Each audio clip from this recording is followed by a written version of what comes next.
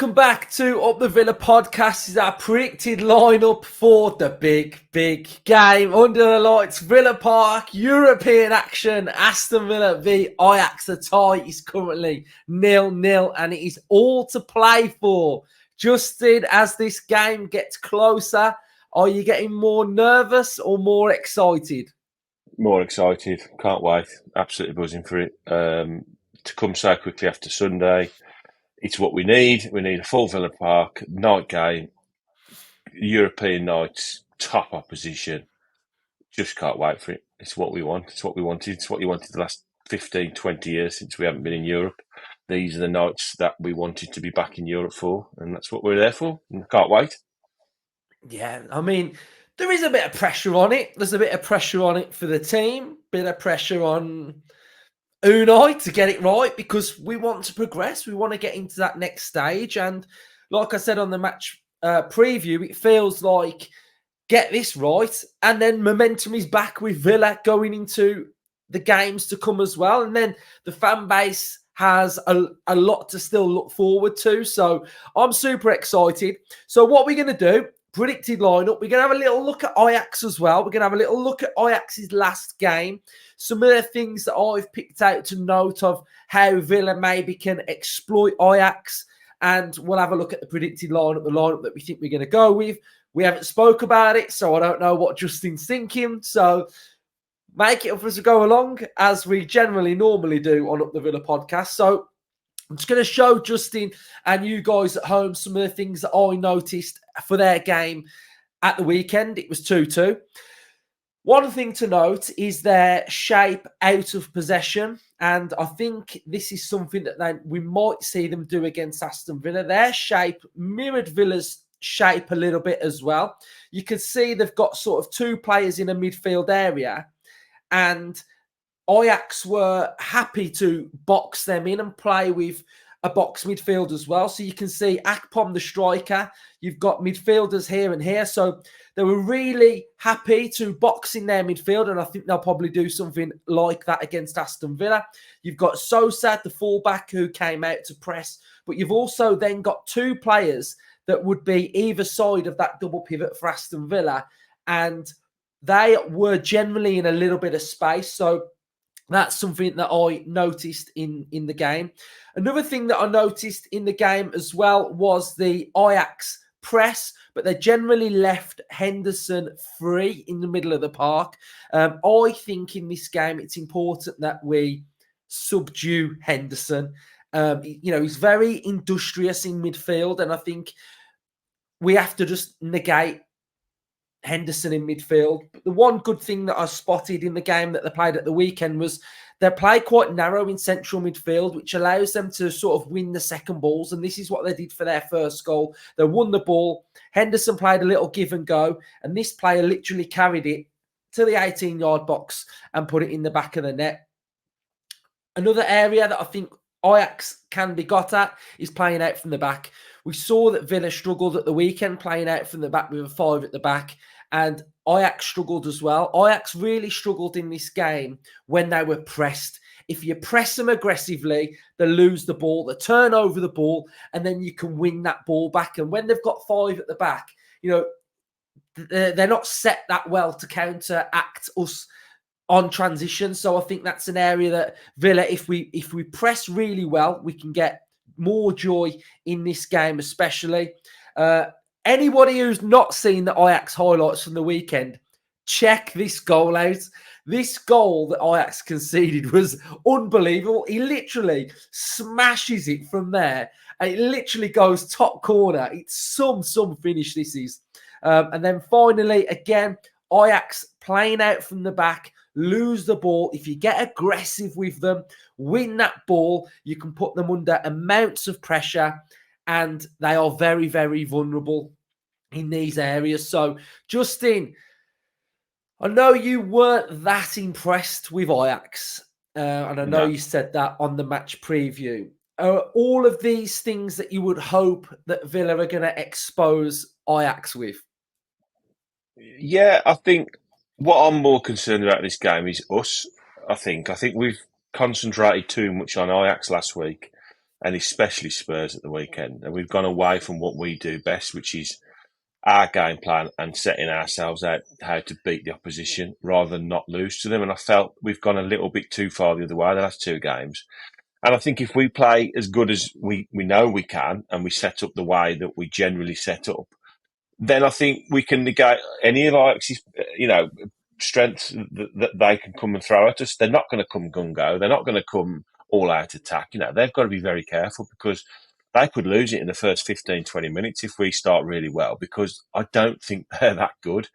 I might be setting myself up for a fall, and any team on any day can have an absolute worldie, and we could have an off day, as we've seen especially on Sunday. So it's not to say we can't lose this game. Of course we can, but a good top-class Villa team that we know we are, playing as well as we know we can, I don't think we need to worry too much about Ajax. I know he'll have plans in place for how they play and how they set up and how they play out from the back. I think they're going to be slow to play out. I think they're going to be measured. I think they're going to try and keep hold of the ball as much as possible. And we've just got to make sure we do what we do well, which is dictate the play, dominate the ball, dominate possession. And the front players, we've got to get them in the game. Well, the last two games, we've barely seen us put a foot up top. We've barely put a glove on the last, Ajax last week and Spurs. So we need to make sure we're very proactive. We push up high. We maybe even transition quicker than we have done, and just be very positive and go for them from the first whistle. Use the crowd, use the energy, use the impetus that we're going to create in the first 10, 15 minutes, and just be all over them, swarm them. Yeah, it's interesting because obviously Villa are at home, so I'm fully confident of us playing at home. I do look at Ajax and I think, what are they going to want to do? I think they're going to want to take the game deep, aren't they? So as long as like you say, as long as we control the game and we are explosive and we just look like high intensity is what I want. I don't want it to be really flat and sort of cagey. I want us to just go for it. I want us to just play the way that we can. And like you say, look dangerous, look direct, look full of energy, press, aggressive. And that's everything that I want to see anyway. So let's go one more thing, sorry. I think one thing is very, very important. And I put a tweet out last week saying, it'd be lovely if we could get there early and see the team coaching. But regardless of whether that happens or not, the fans and the players have to feed off each other in this game. Now, it is imperatively important that the fans, at the start of that game, before the kickoff, we make it a cauldron of noise, make it really loud, really intimidating. Hopefully that gives the players that little boost to start the game, and then they start really well, and they're feeding off us. Then we can see them starting really well, and then we keep singing, we keep going. We don't want this game to become a flat atmosphere. That will play into Ajax's hands 1,000,000%. We need to be up for it at the start, singing loud, singing for a long time, and then that players can feed off that, and then we can feed off each other for the 90 minutes. That's how you win games in Europe, I think. Spot on. And like we said at the start, we've been out of Europe for years. We've got to make sure that this campaign is very, very successful because it's been years since we've been here. So yeah, I expect everything that you've said. So Villa, sorry, I keep going on this, but we love. Look at this behind me. That is European Cup. That's something we are still celebrating donkey's years after we won it. That's what we want to be doing again. We want to celebrate this team because it deserves to put a trophy on the cabinet for what's happened this year. And this is the real chance to put a trophy on the cabinet. We can win this tournament, but it starts on Thursday night at home. Yeah, I was on BBC yesterday and it was me and a Spurs fan and we were talking about the race for the top four. And they asked me, do Villa really want Champions League? And I was like, sorry, what? And I said, we're steeped in history in Europe. We've won the European Cup. Of course we want to get into Europe. And then I had but Newcastle went out of it early. And I was like, well, we're in Europe this season. We are gaining experience. We are traveling. We are learning how to play Thursday, Sunday. And I just felt like we don't turn you don't turn your nose up at Europe, whether it's the Conference League, whether it's an Intertoto Cup. If it is Europe and you are playing European teams, that is the pinnacle of football, to play and test yourselves against the very, very best. And Ajax aren't the very, very best, but No, they are a European giant steeped in history. Two teams that are striving to get back to the top echelons of European football. And if you can't be up for Europe, then you know what I'm saying. So I had to explain my European BBC drama, because I was just like, European football means a lot. It means a yeah. lot to everybody. So, we've got to grasp it. We've got to go for it. And we've just got to win. And that's the bottom line. So, predicted lineup then. Let's go. Justin, Villa's lineup. To note, there will be no Konsa, because Konsa will be serving his suspension. John McGinn can play. So, Martinez in goal. What is your back four, Justin? Cash, Longley, Pau, Moreno. Okay, Cash, Longley, Pow. Where's he gone now? Right, Longley and Moreno, yeah? I think so. Right, let me just compute what you've just said. So, Cash, Longley, yeah? Yeah. Pow, Moreno. Yeah. The only two Yes. question marks were obviously the left back issue, but I think whoever starts, the other one comes on anyway. We've seen that time and time again when both fit. It's a nice 60-30 split. So someone has a good, and Moreno gives us that better attacking output, although Dean's perfectly adequate at playing there. And then Luca Dean can come on for the last half an hour. It wouldn't bother me if either of them started. They're both pretty much very similar. One slightly better defensively, one slightly better going forward. The only other possible selection issue is Carlos, but I don't think he's quite ready for a start yet. We saw him come off the bench of the day, and he's great to have back on the bench as well as an option. If we're 1-0, 2-1 up with 10 to go, great. We've seen him do it a few times. Stick an extra centre half on, brilliant. We've got that option now back on the bench. Yeah, I'm with you. I think when I watched Emery on that TNT tactic episode he did, he was saying that Moreno is more of a winger / fullback. So in my head now, whenever I think Villa need to attack, we're going with Moreno. So I fully Yeah. agree with that defence. Now, first leg, McGinn had a bit of a knock going into it, apparently. So he started on the bench, rested at the same time. Now, here's my little predicament that I'm in with the middle of the park, and you can let me know what you think in the comment section. Who are you going with in the middle in the comment section? Right, so John McGinn. Do we put John McGinn further forward and allow Tim to play in the double pivot, which will bring Tim and Dougie Luiz's relationship, because maybe that's what's going to happen? Is it going to be Tielemans and Luiz, because that's what's going to happen in the Premier League? Or does he go with McGinn because he thinks McGinn can play there and will be a lot better? That's where my head's at. The other one is, does Douglas Luiz play, knowing that McGinn's not going to be in the next 3 games? Do we rotate Douglas Luiz is another thing that I'm thinking. But I don't know. I'm thinking more ahead of what's to come, but this is a huge game and we need to play all our best players, I guess. But, with what's going to happen with central midfield, can we keep Luiz keep going and going and going and going and going? So, Justin, what is your double pivot for the game? McGinn and Luiz. Thinking wise is McGinn's out after this game anyway, so we use him for a full 90 in this. You just go full bore, John. You got a couple of weeks off after this, so just give us everything.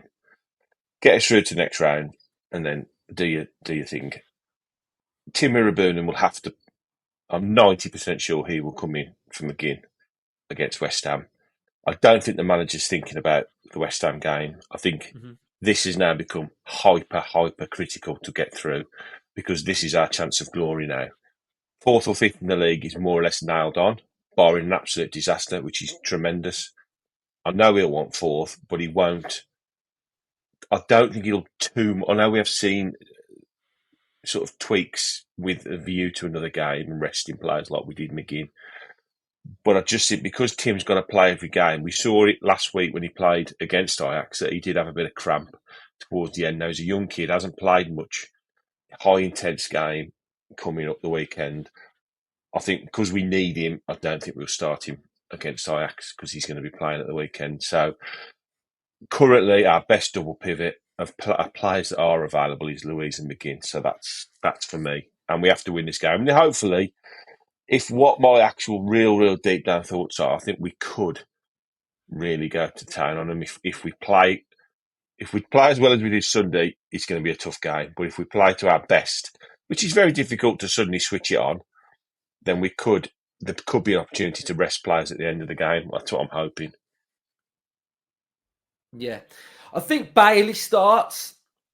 I think he has to start, and I think he has to go back to this wide right position. That is his best position, cause chaos. The next options, you've got two more spots then. So Ramsey missed the squad on Sunday, so I imagine he's probably going to be in the squad because Emery said he was going to train on Saturday. Maybe he just couldn't make the game, so I imagine he should probably be back. So where do we go now? Do we go with Tielemans partnering Watkins and Tielemans dropping into that midfield, and then we play a Rodgers on the left? Or where's you thinking? Is it Diaby up top with Watkins and Tielemans on the left? Where are you going? I'm going all out attack. I'm going to finish this game in the first half. So you know where I'm going. I'm Okay, going with Diaby. experience. I'm going with our big players. I'm going with Tielemans. I'm going with Diaby. The glory of Tielemans is he's such a flexible player that can play multiple positions and he's very intelligent. So slot him in there. We can almost go to a 4-3-3 if we need to. He loves a flexible formation. He loves players to be picking areas up, if you like. He loves positional players that can just have footballing IQ to go, okay, he's gone, so I'm going to sit. I think there's still a chance that the Bailey DRB axis could really kick off at some point as well. And we need to give Watkins as much support as we possibly can. So for me, that's our best 11 currently that's fit. Yeah, I fully agree. I love it. I think it's good. It's got balance. It's got pace. It's got power. It's got a clinical edge to it. It's got structure. It's got control. It's got it all, really. I look at the two teams and I think, yes, we've more than enough in there. McGinn up against Henderson, I think Yeah, that makes key. sense for me. I think McGinn will win that battle.